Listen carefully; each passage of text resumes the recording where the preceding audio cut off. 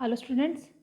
After all completing the that is the innate immunity and the acquired immunity, we have seen the cells of acquired immunity, so which are called as the lymphocytes.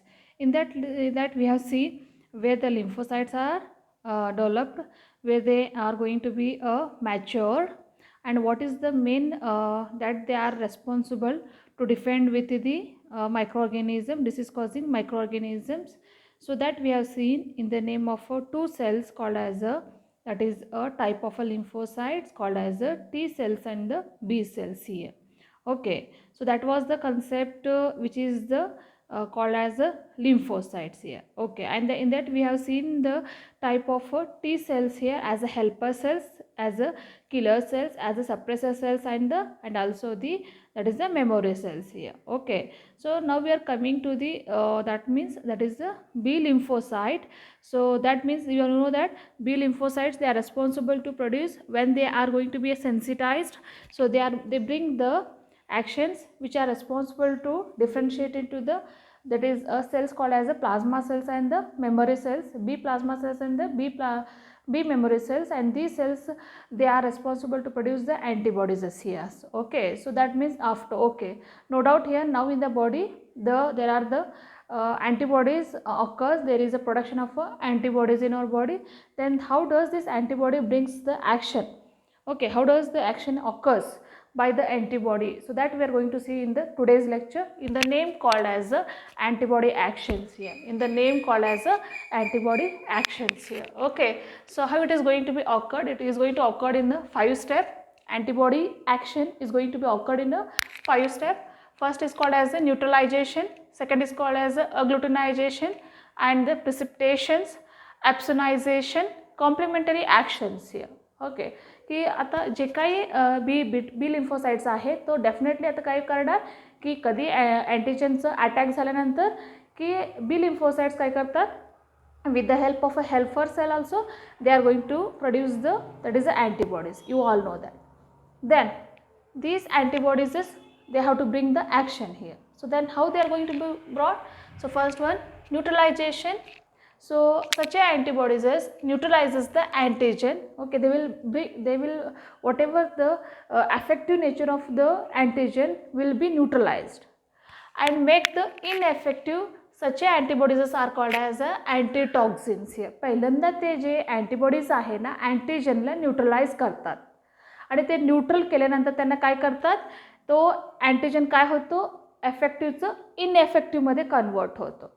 म्हणजे आता त्यांचं काय झालं, एफेक्टिव्हनेस नाही आहे आता कोणाचं, अँटीजनचं. म्हणून त्या हे जे फंक्शन करणारा अँटीबॉडीचं नाव काय झालं, अँटीटॉक्झिन्स झालं. ठीक आहे, तर एक प्रकारचं टॉक्झिन्स रिलीज करतो म्हणून त्याला अँटीटॉक्झिन असं मानलेलं आहे. की टॉक्झिन का बरं रिलीज करतो, की व्हायरसचं टॉक्झिन असू दे किंवा बॅक्टेरियलचं टॉक्झिनसाठी किल करण्यासाठी अँटीबॉडीज जे आहे की that will do a function of a toxin, so call it as a antitoxin here. Clear आहे.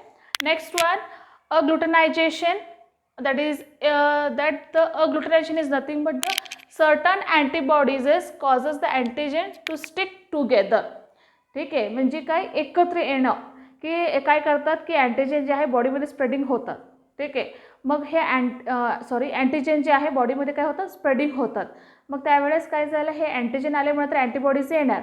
मग अँटीबॉडी आले की पहिल्यांदा न्यूट्रलायझेशन केलं, दुसऱ्यांदा काय करतात ते सगळे अँटीजनला एकत्र करतात.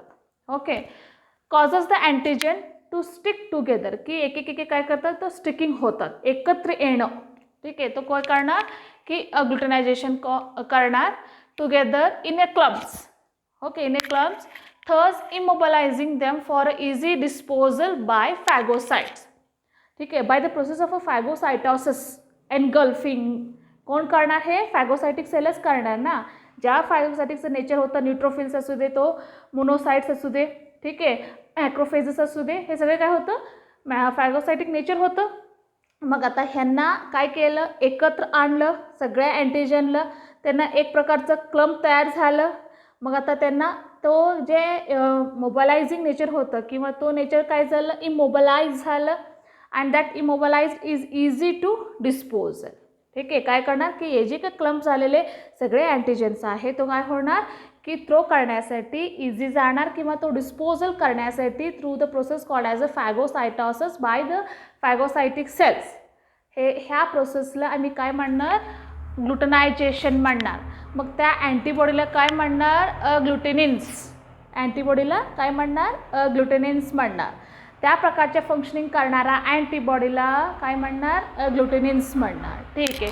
थर्ड वन काय झालं, प्रिसिपिटेशन्स. तुम्हाला तरी माहिती आहे प्रिसिपिटेट म्हणलं तर काय आहे. Yes, same other antibodies is combine with the antigen to form a precipitate. की जे काही अँटीजन्स आहे त्याच्यामध्ये अँटीजन अँटीबॉडी कॉम्प्लेक्सेस तयार होणार, एक प्रकारचे ते प्रिसिपिटेट तयार होणार. So that will make them to destroy the antigens here. So such a type of antibodies are called as a precipitants. Precipitate आणतात त्या antigenला by the antibodies. So such antibodies are called as precipitants. Clear झालं. Okay. Next one, that is opsonization. Some antibodies coat the surface of microbes. की काय करतात, अँटीबॉडीला सगळीकडे की असं sale आहे म्हणत तर हे काय होणार, अँटीबॉडीज कोटिंग होणार. मग आता अँटीबॉडी सगळीकडे सेलला कोटिंग झाल्यानंतर की तो ॲक्टिव्हनेस राहणार आहे का, नाही आहे. म्हणून काय झालं, कोटिंग काय आहे की that is done by the opsonization by the antibodies. So make them more susceptible to the phagocytosis. की असं कोटिंग करणार की तो फॅगोसायटिक सेल जे आहे त्याला एनगल्फ करायलाच पाहिजे. ससेप्टेबल करणार की that has to enter into the phagocytosis process. ठीक आहे, लक्ष ठेवायचं. Opsonization nothing but the it is nothing but the coating of that is the coating to the antigen by the antibodies to make them more susceptible to the phagocytosis. So such a type of antibodies are called as opsonins here. ठीक आहे, one by one step by step त्यांना काय करतात की highly एफेक्टिव्ह nature असणारा अँटीजनला त्यांचं जे काही नेचर आहे तो कमी कमी कमी करत जाणार. सगळीकडे बॉडीकडे स्प्रेड न होता जे काही स्प्रेडिंग झालेले तेपर्यंत काय होणार, तो त्याचं नेचर जे आहे तो किल करत येणार. कोण, अँटीबॉडीज करणार. म्हणून तो पहिल्यांदा न्यूट्रलायझेशन आहे, सेकंड ग्लुटनायझेशन आहे, क्लम्पिंग ग्लुटनायझेशन झालं, न्यूट्रल करणं न्यूट्रलायझेशन झालं. आणि सेकंड वन प्रिसिपिटेंट जे आहेत त्या that will be brought by the antigen and the antibody. तो म्हणजे प्रिसिपिटेशन झालं किंवा त्या अँटीबॉडीला प्रिसिपिटन्स म्हणायचं. Opsonization, coating of the microbes that is cell membrane is nothing but the opsonization to bring about the to make them susceptible to the phagocytosis. Such antibodies are called as opsins here. Last one is the complementary activations. So such antibodies is there is a formation of antibodies antigen complexes. So which activates the complementary protein which may okay. म्हणजे हे जे complex तयार झालं ते antigen antibody कॉम्प्लेक्सच तयार झालं ना. म्हणजे हे अँटीजन आहे. आता काय झालं, हे अँटीबॉडीज अटॅच झालं म्हणजे अँटीजन किंवा अँटीबॉडीज अँटीजन कॉम्प्लेक्सच तयार झालं. हे पूर्ण काय झालं, कॉम्प्लेक्सच तयार झालं. Which activate the complementary protein की डेफिनेटली तो प्रोटीनला ॲक्टिवेट करणार. सो विच मे तो पुढं काय करणार, तो lyse the cell wall of the bacteria. ह्या बॅक्टेरियाचं काय करणार, लायसिस करणार, ब्रेकडाऊन करणार. कोण करणार, हे अँटीबॉडीज. ठीक आहे. And also inside the inflammatory responses की आतमध्ये त्याचं ते जे काय अँटीजन आहे त्याच्या आतमध्ये इन्फ्लेमेशन करणार. Inside the inflammatory responses. Opsonize the antigen here. Okay. Opsonize already म्हणजे coat the surface of a microbe म्हणणार आहे किंवा attack a phagocyte to the area of infection करणार. Attack the phagocyte to the area of infection आहे.